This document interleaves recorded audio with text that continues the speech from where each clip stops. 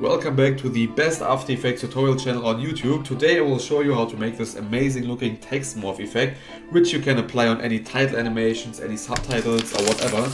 It just makes your composition look way more interesting, and it's super easy, no plugins, less than 3 minutes I hope, so I'd say let's just go right into it. So I prepared a little composition. First of all, we need to add text, of course. I'll just use the same ones as the example.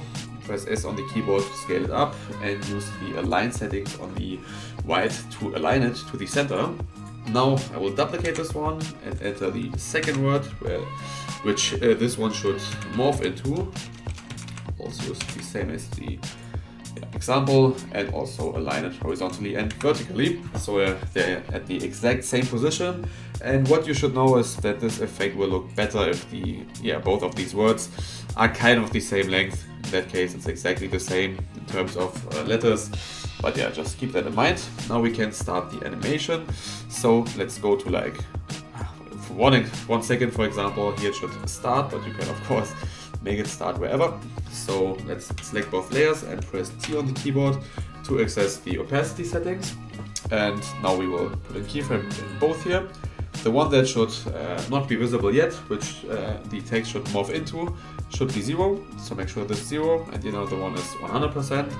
Then we can go forward to like 2 seconds, where this should be fulfilled, the animation. And here we can bring this down up to 100% and this down to 0. So now we will see it will change, but it looks not good, of course. So obviously we will add a few effects on here. First of all, we will though pre-compose these. So select both and hit pre-compose and just hit OK. I'll just type in text, for example, but whatever. This is the pre-composition, and on this one we will now apply the important effects, and there are a few. So let's start with the Gaussian blur effect. Just apply it.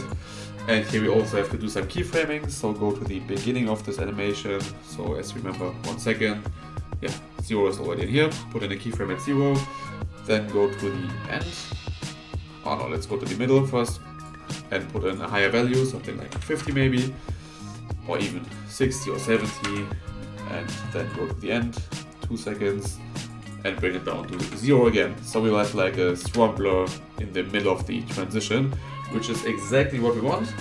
Now we need another effect, which is, I would say, the most important effect, because it's just that morph effect. And this one is called the levels effect. Just apply it, and now it gets a bit tricky because we need to play with these settings here. So first of all, change the channel to alpha, and then we can bring this little icon, this little triangle here, a bit to the left. Then we can put in another triangle. If we click on the right side, click here, you can see another one spawns.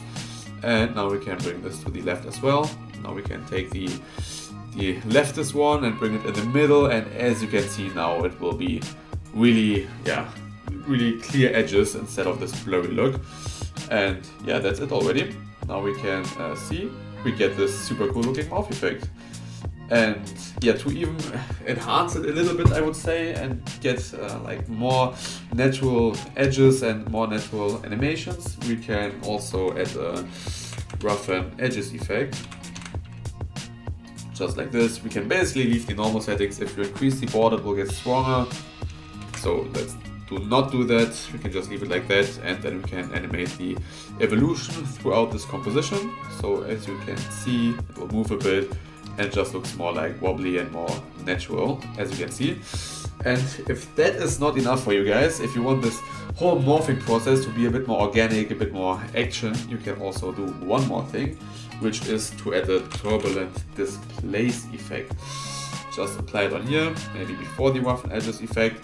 And now we can also animate this. Let's go to the 1 second, bring the amount down to 0, then go to the mid time, which is 130. Bring this to 50, and then again to the end and to 0 again. The size is a bit too high, I would say, so let's also bring this down to 50 so it gets more detailed. And you can see you will now have a little swirl in here. If you want it to be even more organic, you can keyframe the evolution a bit, so go to 1 second, then to the end, and just play with it a bit. And now you can see if that will play. Then we get a more, that looks way better. Please do this effect. it's great. So yeah, that's the morph effect. I hope you enjoyed this one, and see you next time.